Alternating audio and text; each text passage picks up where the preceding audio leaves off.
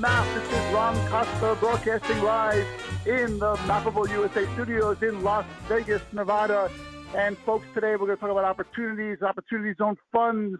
And as usual, the devil is in the details, so you're going to want to listen very closely to this one for sure. But before we get started, let's introduce Vicky Hutchmala from the QOZ Marketplace. Vicky, how are you today? I'm fabulous, Ron. Another special day in Vegas. Although, you know, Ron, we've been having unusual weather this year, and now we're coming off of a week of 110, 112-degree weather. But tonight and tomorrow, we just might get 2 inches of rain. So I guess that just goes with the territory of crazy weather, but beautiful days in Las Vegas. However, we have a really exciting podcast today because we're going to talk opportunity zones with an expert attorney in the field of how to create and how to strategize your opportunity zone fund. So I think we should get started. Okay, let's introduce Gerry Reihsen. Gerry Reihsen, he's the founder of the Coasis Coalition. That's an advisory and consulting firm focused on opportunity zone space. He's also the founder of Reihsen and Associates and of counsel to Ferguson, Braswell, Frazier, Kubaska, PC, where as a 4-decade security attorney, he assists clients in all aspects of business and transaction with a focus on the opportunity zone space. So, Gerry, how are you doing today? I'm doing great today. Thanks a lot. I don't think I can get quite to the level that you guys are at, but I'm doing great. Well, after that intro, I'm sorry we don't have any time for the podcast. So thanks for I'm kidding.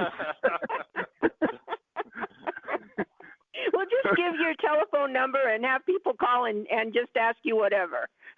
Yeah. Yes, but listen, the whole podcast is just contact me. Yeah, exactly. But well, we did actually because Gerry, we met you a while back at the Opportunity Zones conference at the Any Size Deals in Las Vegas, and you were the one that made all the insightful comments, so we had to get you on the show. We did a podcast with you earlier a while back, and now we got you on again.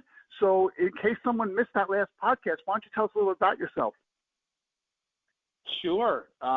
So I actually started out as a corporate securities attorney, practiced at one of the largest firms in the world called Gibson and Crutcher for about 10 years, went on my own during the go-go days of the 90s where everybody was investing in internet and telecom companies, and at that point co-founded a telecom software company and built that and sold that after about 3 years, and then after that for the next 10, 15 years built an investment fund platform that had all kinds of different investment fund vehicles on it. We grew that to about 12 billion plus in assets under management.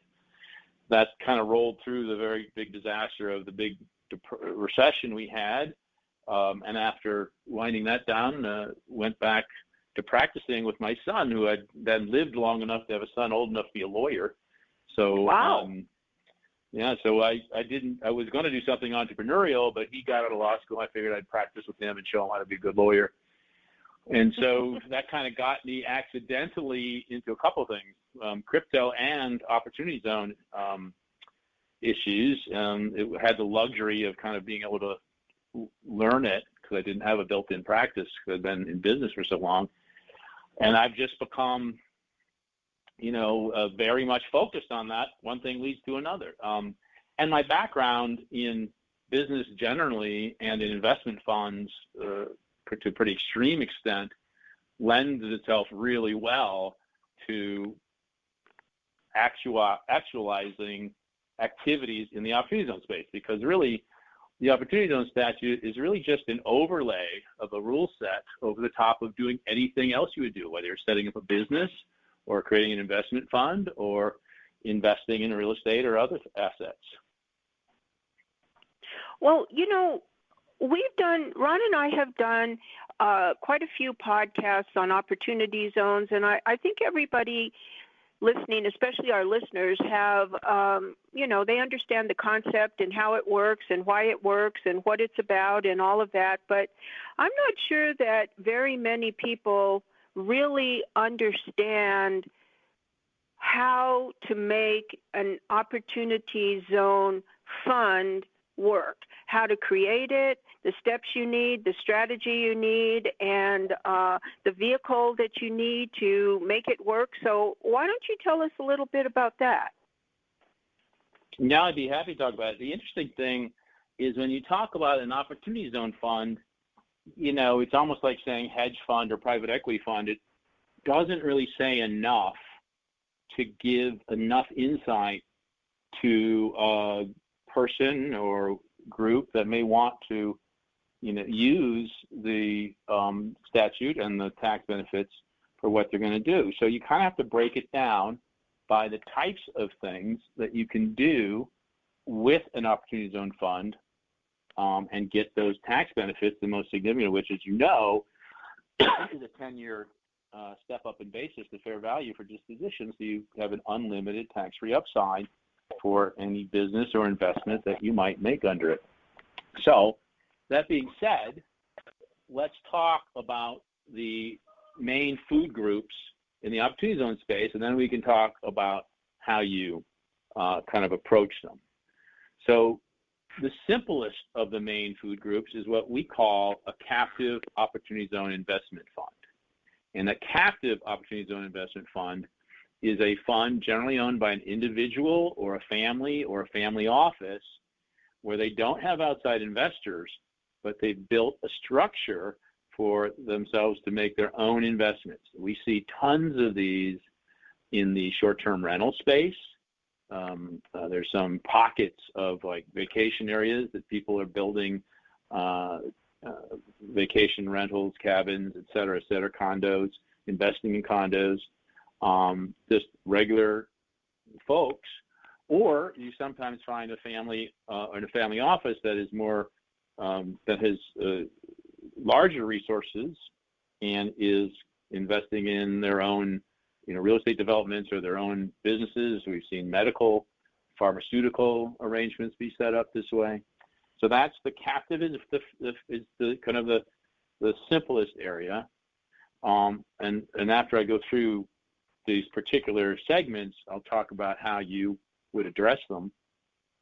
But the next kind of step up is what we see an awful lot of is developers who are generating real estate projects in opportunity zones and going out and raising joint venture equity with real estate private equity firms, sometimes with marketing more broadly, but basically a developer who is not may or may not be seeking for themselves the opportunity zone benefits, because many and most developers want to develop, bring an asset up to stabilization with full rental, and then sell for a nice profit within a few years.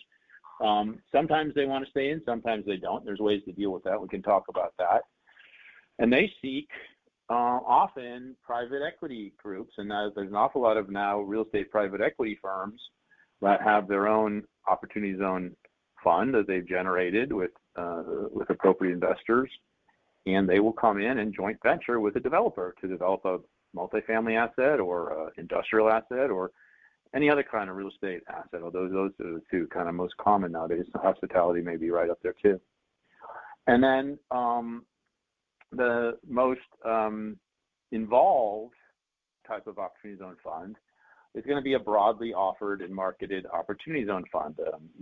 That was the space that I was in with my investment fund platform, where we raised both retail capital being from regular folks who might have an account with Merrill Lynch or LPL or Ameriprise, and we would have, some of our funds would have 100,000 or more investors, and or from institutional investors to do all kinds of investments, maybe a series of multifamily developments or maybe even venture capital investments using the opportunity zone fund structure. So those are kind of in ascending order of complexity, the three areas where you see the most activity as opportunity zone funds out there. And so, let's pause for a minute and see if you have any questions about those. And then if we exhausted the questions, I'll talk about how you get from here to there and the things you have to be concerned about in each of those strata. Well, Does it matter what type of entity you create or vehicle that supports the Opportunity Zone Fund? Does it make a difference based on these three different categories of investment? Yes and no. It kind of depends upon your approach and your investors. Almost far and away, the most commonly used, regardless of this type of investment, the most commonly used entity excuse me, is going to be a limited liability company or a limited partnership, both of which would be taxed as partnerships. And the Opportunity Zone structure is a multi-entity structure, which is not required, but it's basically encouraged that you undertake under the statute, where you have a holding company that would be taxed as a partnership, generally using a limited liability company or a limited partnership.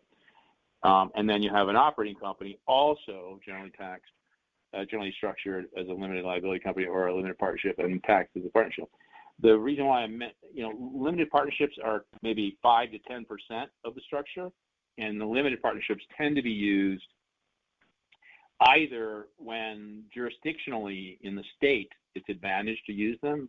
Tennessee and Texas are advantaged to use limited partnerships in many cases rather than limited liability companies because of their unique entity level taxation schemes. And often limited partnerships are used in broadly offered investment funds, opportunity zone investment funds, because it's just familiar to have a general partner and limited partners, but they could be in as limited liability companies as well. So even though Go ahead. Go ahead. So I said, so those are going to be, 90% of the time, those are going to be the entities. But from time to time, you'll find yourself wanting to use a corporation. In the Opportunity Zone statute, the entities you use, other than disregarded entities, have to be taxed as either corporations or partnerships. The main use of corporations tends to be within the structures of multi-company enterprises, conglomerates. Insurance companies, for instance, might use a subsidiary corporation to do their opportunity zone investing because it's simpler, and because since they're a consolidated subsidiary, they're not going to be changing their tax dynamic to use a consolidated subsidiary corporation. Well, I was going to ask you, therefore, people need to remember that even though the Opportunity Zone program is a federal program, you still have to take into consideration the state statutes that apply to entity formation and tax formation and all of the state laws that are involved in creating the Opportunity Zone Fund, as well as the federal laws and the IRS and Treasury law codes and statutes. That's true, and not just the state income tax law. So, for instance, the states of Texas and Tennessee do not have a, quote, income tax. However, both of them have something that's kind of a disguised income tax on entities. But if you structure correctly, you can minimize the effect and sometimes eliminate the effect of that type of taxation. So California has special fees and taxes on limited liability companies that they don't have on limited partnerships, for instance. So it's not just coordinating with the income tax arrangements of the states where you're doing business, but governments find all kinds of ways to tax you, right? So you need to be paying attention to all of them. That's right. Yeah. Well, and the state statutes have, not only for income tax, but state statutes have all kinds of criteria based on what kind of entity structure and how you're able to put it together, and based on either the state as well as the local areas, the actual government agencies that you're working with where the opportunity zones are located. It's like a lot of hoops to jump through just to decide you're going to do it. That's correct. And so, we provide not just legal service, we provide consulting. We're actually putting together some of our own funds right now as well. I'm going to kind of reinstitute my investment fund platform concept. But we kind of address the whole of the space, and we advise and we work with investors who have generated the qualifying capital gains that they need to invest, and we help them either set up their own arrangements, like I mentioned the captive arrangements, or we help them consider investment funds that are out there. We know all the good independent due diligence people who create reports on these things, and we know the people in the space. I mean, I had 15 years in the fund space, and I know people who are scoundrels and people who are respectable and who to avoid and who to consider investing with. So it's a multifaceted space, and we kind of touch it all. Well, it's really helpful for our fund clients, for instance. It's really helpful for our fund clients because we'll get in. We don't do a lot of advertising because there's just not too many people who have the skill sets that we do, so we don't have to. And we're getting. And frankly, I'm too lazy to do much advertising. But besides, you want word of mouth clients. Well, then that's what we get because that's the only thing we can get because again, we're too lazy to do the other kind. But we also, frankly, our movement is back toward entrepreneurialism again, and serving people is a pleasure, and helping people be successful is a pleasure. But we're moving toward setting up our own investment fund platform. But what I was going to say is for my investment fund clients, I help them both from an experience of building an investment fund platform from zero to more than $12 billion in assets under management, and help guide them along the way with advice that is, just business advice and fund advice. But since I'm in all aspects of space, I'll also come up with a $10 million investment here, a $50 million, a $130 million investment. People with capital gains they want to have involved in these tax benefits are coming through the door at the same time. So we're kind of in this really interesting circle of complementary arrangements. So, but that'll come in handy for us in our investment funds as well.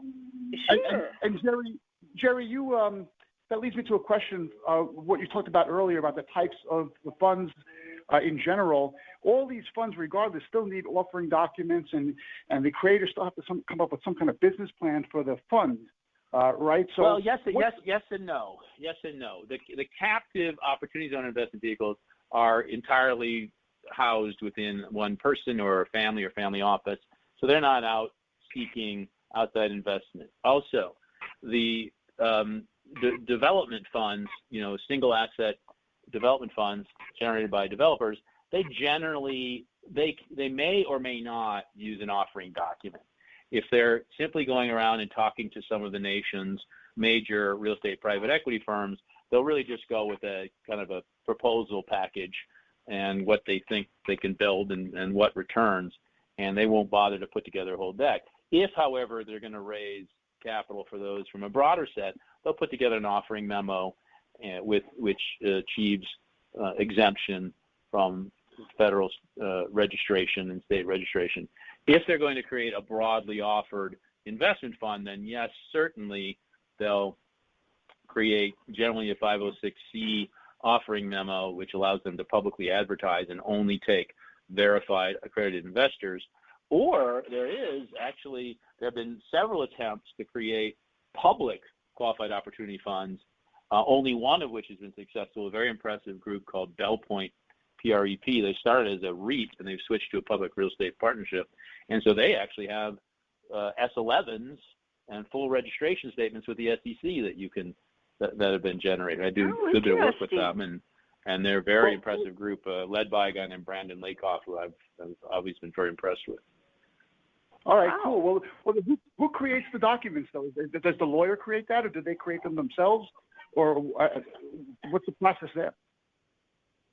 99% of the time, the lawyer creates them. When I had my own investment fund platform, of course, I am a lawyer as well, right, as well as an entrepreneur, but I generated initial drafts we had a bunch of public funds, and most of our funds were broadly offered. So I would generate the initial drafts of the offering documents, and then I'd bring in my outside counsel, which were people like DLA or Proskauer, or others like that.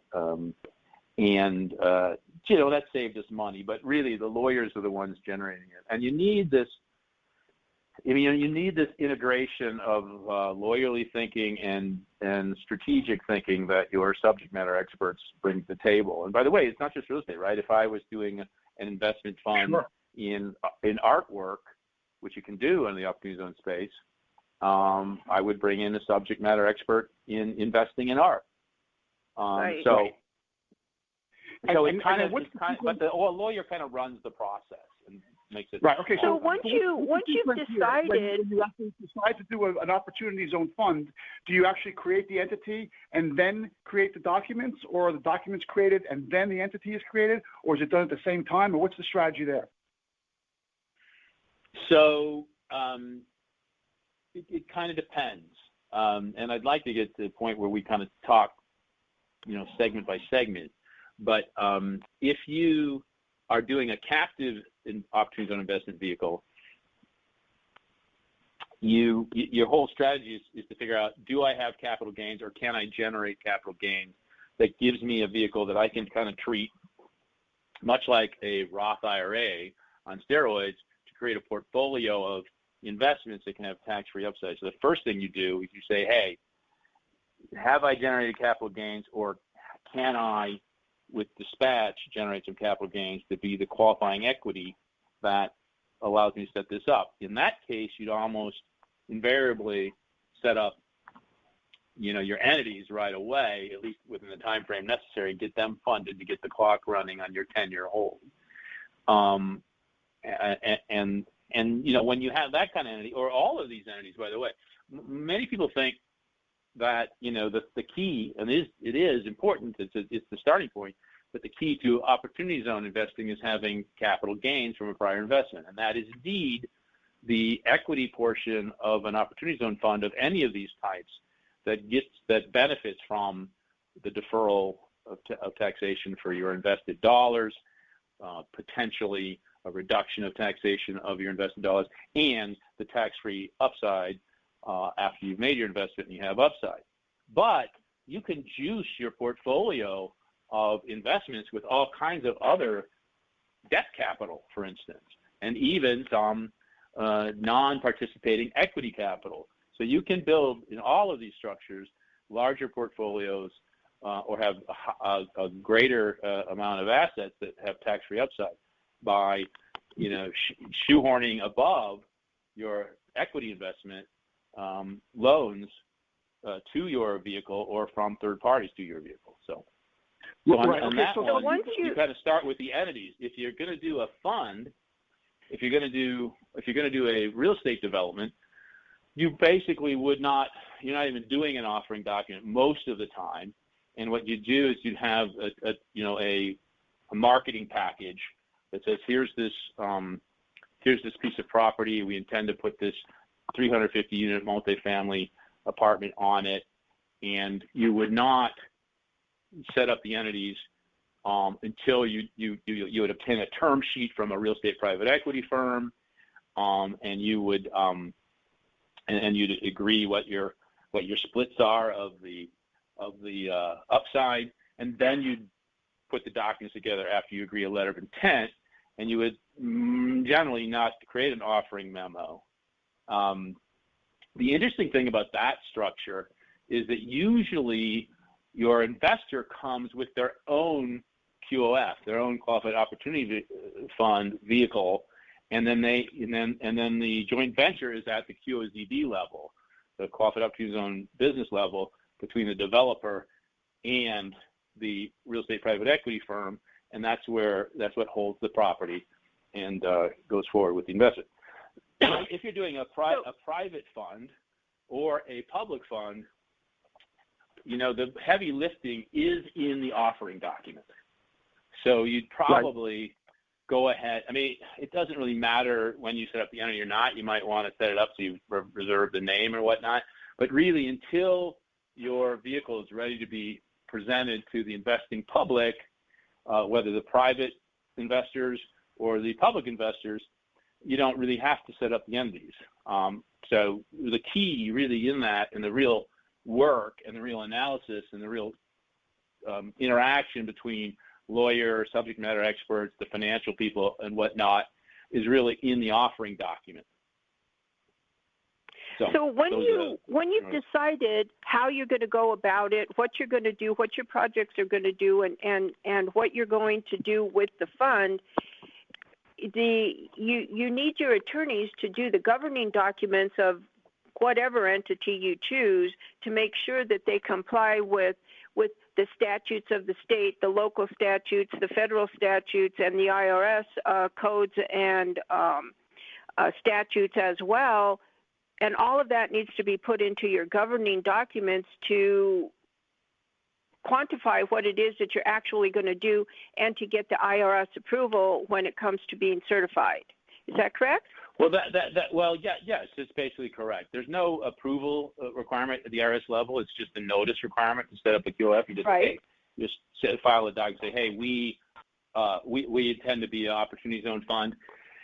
And then you just have to maintain compliance thereafter and avoid penalties and whatnot. But you're right, it's very highly regulated. And I do see, I mean, everybody's got to start somewhere, but I see an awful lot of folks who are starting somewhere with someone who's both, with people who just aren't fund people, whether they're not good lawyer fund people or not good operating people for funds, right? And it can be a bit of a disaster. I mean, I'm not going to name them, but I've seen funds that are offering preferred stock that they haven't filed the appropriate designation of preferred stock with the state of Delaware, for instance. It's crazy.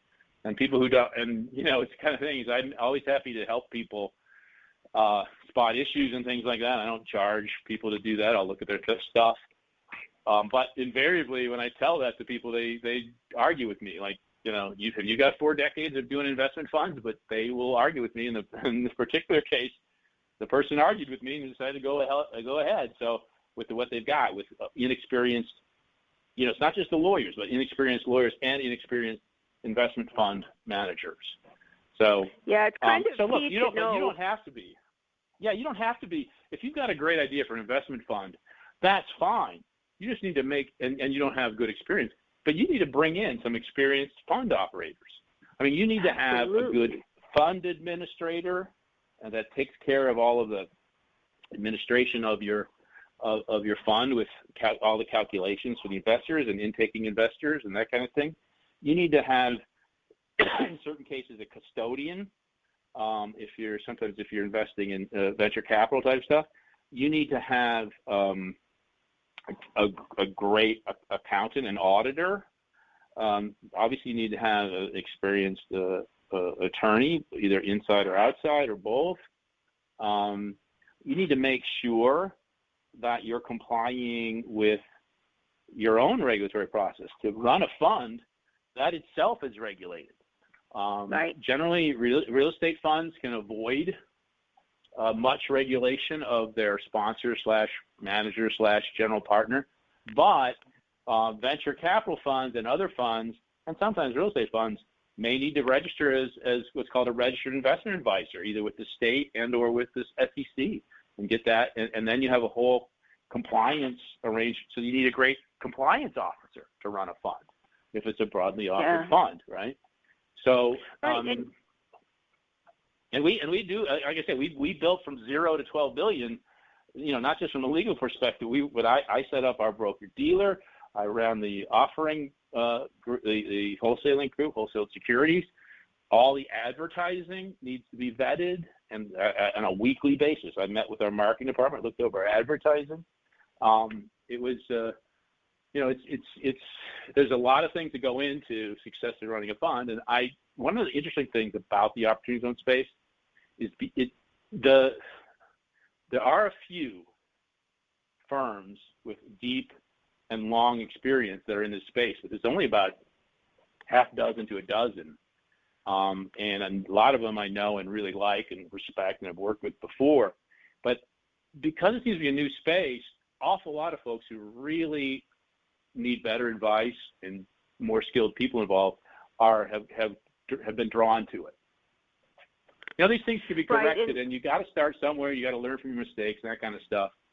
But you know, it can be an expensive proposition for you if you're not doing it pretty close to right the whole time.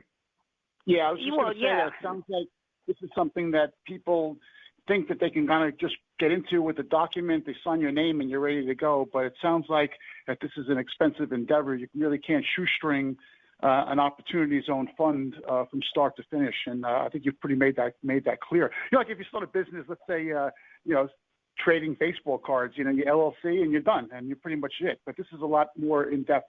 And I think people have to realize. You'd actually be surprised at how complex trading baseball cards can be. I've actually had some experience in that space, and there are it can be regulated environment. It's kind of strange. Wow. I mean, and in fact, you could invest in baseball cards under the Opportunity Zone statute if you wanted to. It's a trick.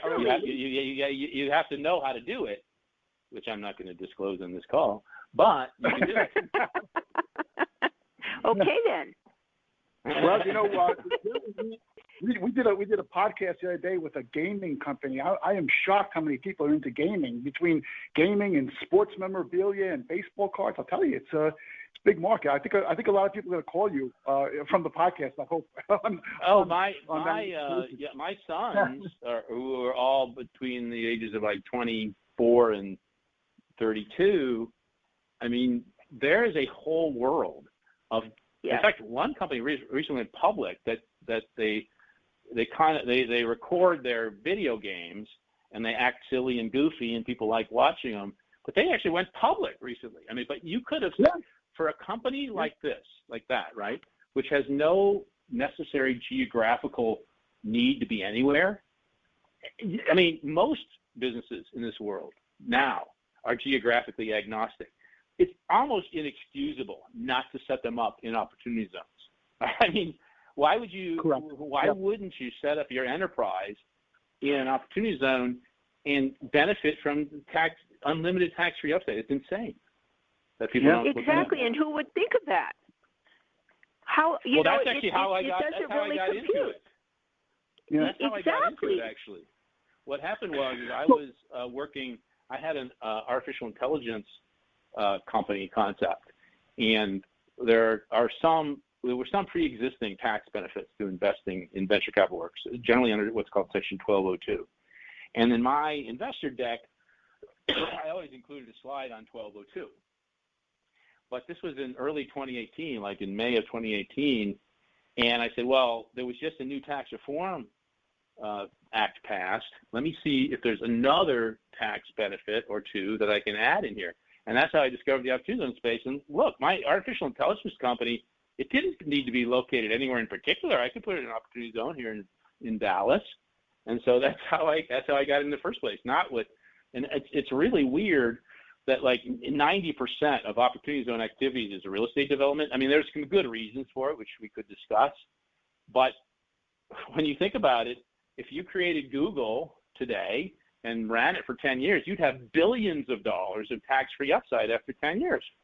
Isn't that crazy? That's amazing. Yeah, that is crazy. Yeah.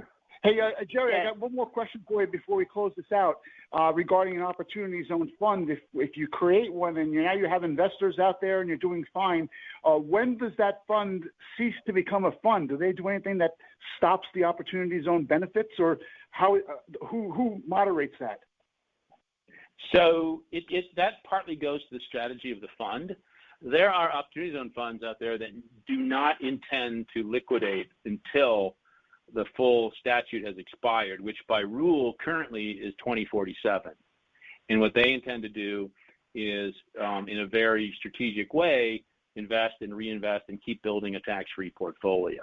Okay, but I mean, when you set up a fund, you have a whole term sheet that you provide to investors, and among the term sheet is some timing concepts, and you're going to have different investor groups be interested in different timing concepts. Some investors want out in a 5-year period. That's not going to work in opportunity zone space because you need 10 years to get to the point where you have tax-free upside. So some investors are going to say, hey, when you hit that, there's going to be an investor group that says, I want out as soon as we hit that 10-year mark. And you can say that in your term sheet. Or you can do, as some funds I've seen do, say, hey, we're just going to keep investing, building and building. We'll provide some redemption options for you if you want along the way, but we're going to keep building this until 2047, and we're going to then exit with a huge tax-free upside exit, right? So Bellpoint PREP is going to be that way. There's a group out of Seattle that's that way. So it's really what you build into your kind of investment fund thesis that you're advertising to your investor class. Well, I just did the math. I just did the math on my age in 2047, and I'm not too happy with the result on that one.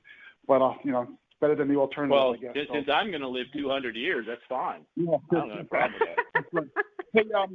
Hey, listen, Gerry, this is really good information. Everybody wants to know this stuff. I'm sure people's heads are spinning out there listening to this. How do they get a hold of you? What's the best way to reach you for more information? Maybe you can help them set up a fund or whatever.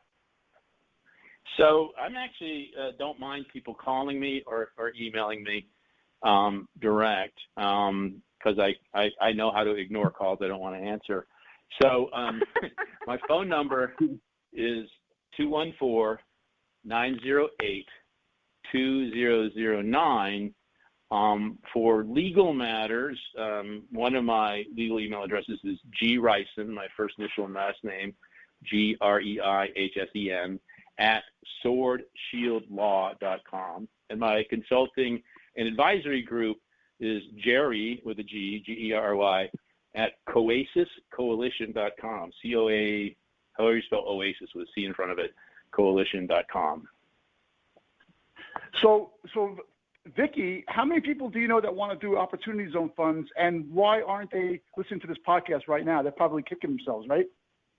Exactly. And Ron, I think that if we've learned anything at all in this podcast, it is if you're thinking of doing something in an opportunity zone, the first thing you have to do is find expert advisors, expert lawyers, expert CPAs, expert marketers, expert subject persons that will help you to do it right the first time instead of having to go back and fix the mess you made because you thought you knew what you were doing when you didn't know anything.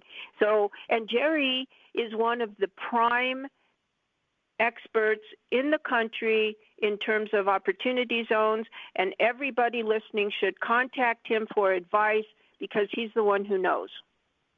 By the way, I would mention that a good bit of our work, both legal and consulting, is fixing the messes that people make, and we do a pretty good job. Unfortunately. Well, unfortunately, but again, people make mistakes. That's how we learn. But we actually have been pretty successful in getting people on the right track without penalties and without problems, especially if you catch it quick enough. So we do a lot of that. Well, right, because that's an expert. The expert is the person who can see what needs to be done and do it right, even if it was done wrong in the first place. They know how to fix it if you're coming after the fact. And as I said, that's you, Gerry, absolutely 100%. Yeah, well, I appreciate that. And one last thing, Gerry, we spoke about so many things in the podcast where it was like, well, we could talk about that later, or we got to do another podcast with you on all these different points because we could be talking for hours on all this stuff. So what we can do is we should break it down by segment. The captive segment, the joint venture segment, and the fund segment. No doubt. Excellent. Excellent idea. You can't get enough information. You cannot get enough information, that's for sure, especially in something as new as opportunity zones. Everybody wants to hear all that stuff. And like you said earlier, the whole fix-it part of your business probably, that should be a big part of it because we see a lot of errors out there. So good for you. Yeah. So good. All right. Listen, Gerry, thanks for being a guest on the show today. Really appreciate it. Vicki, thanks for co-hosting. This was a great and informative podcast. Folks, you're listening to the Mappable USA podcast at MappableUSA.com. You can go to that website, Scroll down the homepage. You'll see all our syndication sources. Just pick the one you like best. Subscribe, and you'll never miss another one of our episodes. If you want to be a guest on the show like Gerry was today, there's a guest tab there. Fill that out. We'll see what we do about getting you on the show. And if you like what you heard, send us an email at info@mappableiusa.com or just leave a comment on whatever page you're listening to this on right now. So thanks for listening. Thanks for your support. We'll see you next time with another Mappable USA podcast. Have a great week, everyone.